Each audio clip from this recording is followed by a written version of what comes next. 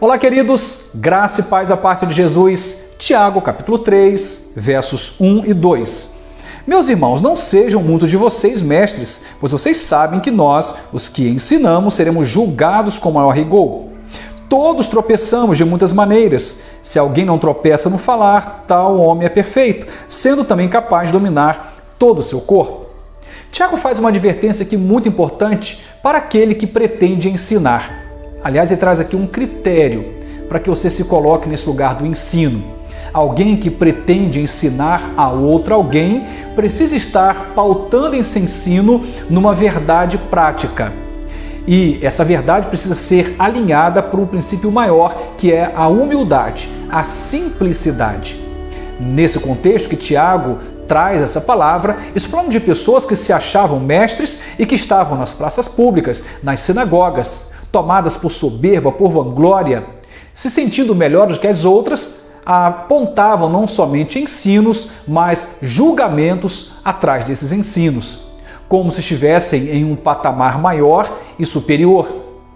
O que ele vai dizer aqui é exatamente a via contrária. Ele está dizendo, se nós pretendemos ensinar, primeiro, que nós seremos mais cobrados do que aquele a quem nós ensinamos. Quanto mais você se julga mestre, mais você será cobrado por aquilo que você está ensinando. Mas um outro ponto de partida importantíssimo é o princípio da humildade, da simplicidade.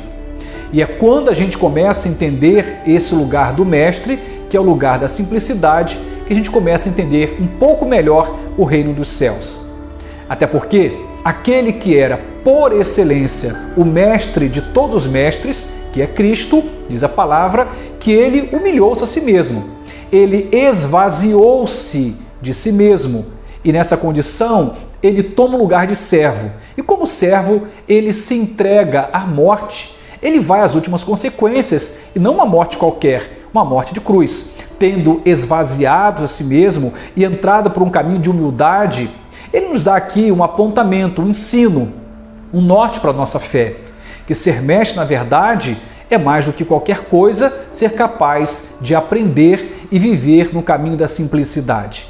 Aquele que foi o mestre por excelência jamais usou daquilo que ele ensinava para julgar, maltratar, segregar, discriminar, mas sempre para curar, apoiar, perdoar, acolher. A simplicidade fez parte dos ensinos de Jesus. Há aqueles que se acham mestres, mas usam a informação que possuem para trazer sobre o outro algum peso, inclusive um peso de julgamento. E nesse momento ele vai deixar aqui bem claro para nós que precisamos aprender a lidar melhor com esse lugar do ensino. E logo na sequência ele faz menção a algo que parece estar desconectado, mas está intrinsecamente relacionado, que é o domínio da fala. Ele diz assim: todos tropeçamos de muitas maneiras. Se alguém não tropeça no falar, tal homem é perfeito, sendo capaz de dominar todo o seu corpo.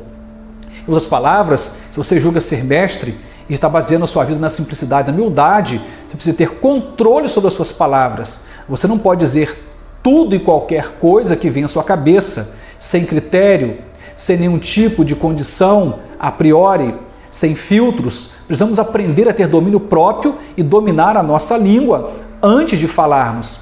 Aquele que é sábio, aquele que, guiado pelo Evangelho de Cristo, aquele que é governado pelos princípios do reino dos céus, que entende o seu lugar diante do Senhor desse reino, vai viver na pauta da simplicidade, da humildade, do domínio próprio. Vai até falar, mas vai falar no lugar certo, na condição certa, com a motivação certa, trazendo o resultado certo. O contrário disto, bom, nós vamos ver daqui a pouco no próximo momento de reflexão. Seremos capazes de usar mal a nossa língua. E, infelizmente, a língua pode ser um caminho de bênção ou de maldição, de vida ou de morte.